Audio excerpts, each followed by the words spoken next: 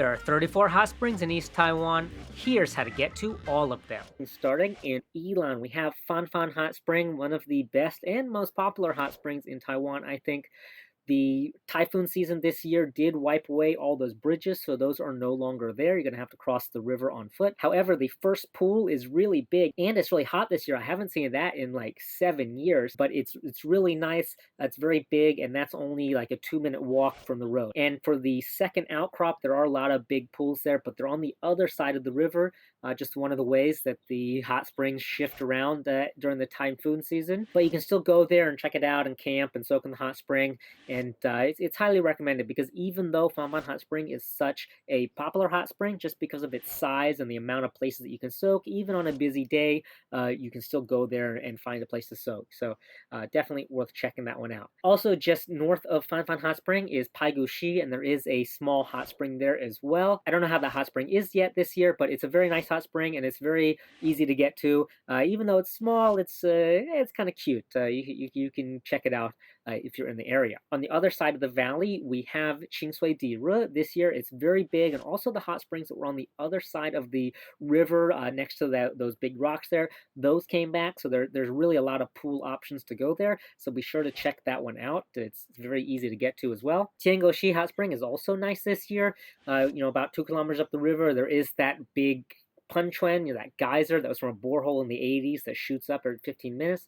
That's kind of cool, but there's not a place to soak there. However, if you continue upstream 1 kilometer, you'll get to Yeshi Wenchuan. It's right by the river, so it's not so easy to soak, but there'll be a little hose that comes across to the dry side of the river, and then you can put it into a tarp there. You should bring a tarp with you when you go there, but it is very nice and hot, and it's quite a cool hot spring, and that area is very beautiful. Towline Hot Spring, which is just on the other side of the mountain. I took my pack raft and floated from the Towline scenic area past the hot spring and all the way down to the bridge at the bottom. It was very fun, and the hot spring is easy to get to from the top. However, it's low down and requires a pool and pump to really get it working. It's a very fun and easy route for pack rafting though, so that's highly recommended. On the other side of Yilan in Nanao, up Nanao Beishi, you have Uchu Hot Spring, Laka Hot Spring, and Yading Hot Spring. Uchu is not that difficult to get to in low water. It's just about 2 hours up the river. However, Yading Hot Spring is way up there. Weilang just visited Yading Hot Spring. It's big this year and looks amazing. There's a link to his video in the description.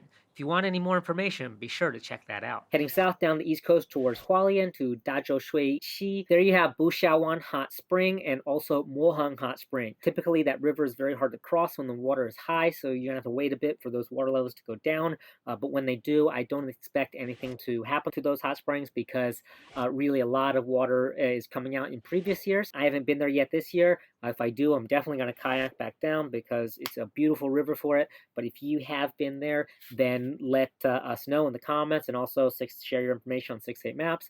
Very appreciated. The next hot spring south is Wenshan Hot Spring. This hot spring is in the Taroko National Park, so I'm sure it's still there. It's protected from the typhoons, but actually that one is also not open. But also, since we talked about it earlier, I'd like to mention it here too. I also think that Taroko National Park could revisit the rules about hiking in the rivers. I think there's so much potential there, such a beautiful area, but really it's all completely forbidden for water activities. Hiking is okay, but hiking in the river is not okay. So I think that's a bit strange. I think it's worth just mentioning here. But we'll skip that hot spring for now because it's closed, and then move down. In 2 valleys down, you have Urjashan Hot Spring, which is a pretty long hike for doing it in 1 day. I did do it up and down 1 day. I floated back down halfway because that's the way I roll. Most people go there and camp there for 1 night and then come back the next day. So it's a bit more labor intensive to get to that hot spring, but it's very worth it. There's like a hot river coming out, and it's a very beautiful place, and the hike is nice. So I recommend that one if you want a bit more adventure. You can check out my videos here. Check out the links. I went there with Corey and Tyler, and we had a fantastic time. The next river over, Wanrong River, we have Moli Shakat Hot Spring. That one's really cool because you climb up a rope, and then it's in this cave that was built during the Japanese period. It's super nice. That hot spring is like 45 degrees. It's definitely protected from the from the typhoons, nothing to worry about there, and it's very hot, and the view is very beautiful, and that's also just a very beautiful river in general, so, very nice blue water, so highly recommended to go up there. 2 kilometers up the river from there, you get to Wanrong Hot Spring, and I don't have any information on that this year. In the past, it had been buried, but last year it suddenly came back, and this year, I don't know, so if you have any information of that, be sure to share it down in the bottom. And if you want to keep going way, way, way up that river, I guess most people probably come down from the mountain. You get to Urjashan Hot Spring. I've never been there. I don't know anything about it. If you've been there, yeah, let us know. I'd love to hear about that.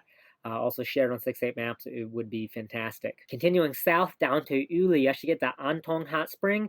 And Anton Hot Spring is quite cool. It's kind of similar to Hongshan in that it's like a public Yeshi Wenchuan, but there's some infrastructure there. And so there are 3 big pools there with lots of hot water coming out. So that one's nice all the time.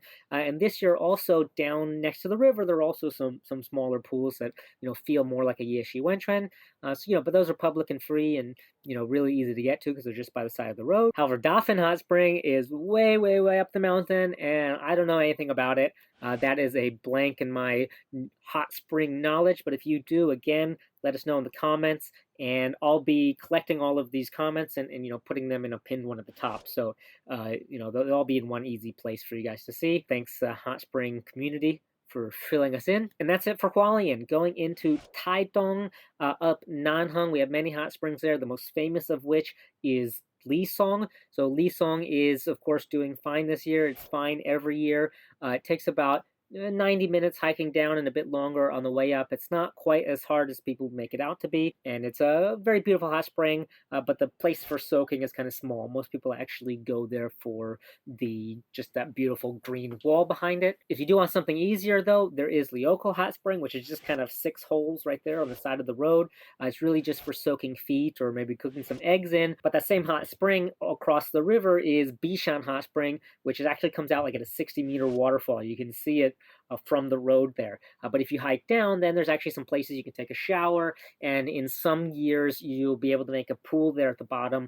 I'm not sure this year yet, but I think it's highly likely, just sort of because the nature of the hot spring, that whole river for a couple hundred meters has a lot of steam and hot water coming out. It's really cool. It's really worth checking out. And also the way the hot spring minerals calcify on the rocks is really beautiful, so it's worth checking that out as well. And if you want something harder than Lisong, there's always Lulu Hot Spring, which is like a 900-meter hike down, which again is not too bad, but then you got to do a 900-meter hike back up.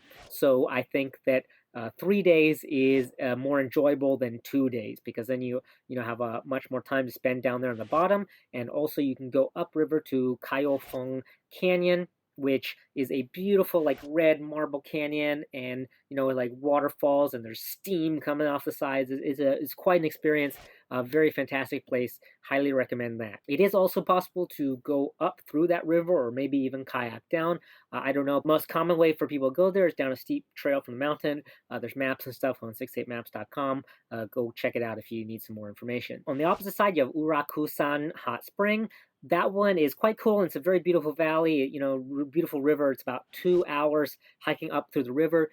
That requires a lot of swimming. The river's quite deep there, and because of where the hot spring is, it means that you'll never be able to soak in the hot spring there. So you can go up the river, and you can see the hot spring, and the cool wall there is very beautiful, but the water just pours straight into the river. And so while it's very interesting, it's not a place that you'll be able to soak. And all those other hot springs you might see on the map in Shin-Ulu-Shi, those are all been buried, I think, during Typhoon Miracle, but they're gone. They've really been buried for years and years, and there's not really any reason to suggest that they'll come back. So unfortunately, those are all we get up in Nanheng, but those are some very nice ones. So welcome you to go and explore there. A couple valleys over, we get to Luye River. And Luye River at the bottom there is Honghye Hot Spring. There's actually 2 Honghye Hot Springs, one under the Red Bridge, and then another a couple hundred meters downriver, which has a protected concrete pool, but also along the river, when the water goes down, you can dig out. And that was very interesting because that's a sulfur hot spring. And so the one up at the Red Bridge is a soda carbonate hot spring. So even though these 2 hot springs are very close together, they actually have different chemical compositions. positions, so it's worth checking out both of them, and they're both very easy to get to. If you want some adventure, though, you can start hiking up that river, and you'll get to Shanli Hot Spring. I don't know the condition of Shanli Hot Spring this year yet, but I expect it's okay, and that one only takes about a half hour. But if you continue up another 3 hours, you get to Towline Hot Spring, and that one's coming up from a waterfall high up the river, so it's going to be completely fine, and it's very beautiful, and it's quite cool. And if you continue past that, you actually get to Towline Urhao, which is even greater. If you go up to Towline and back, then you can do that in one day, no problem. You can float all the way back in a kayak if you want more fun, in a tube if you don't have any bag with you. But to go to Towline Urhao, 2 days is recommended. Unfortunately, Bichon Hot Spring is still buried this year. I don't think that's coming back for a while, but further south, Moli, the hot springs there are doing very nice this year. Jinfeng, of course, has so much water coming out. That big swimming pool that everybody remembers, that kind of filled up with mud, but I expect later in the season you'll get that nice green pool back that everybody enjoyed.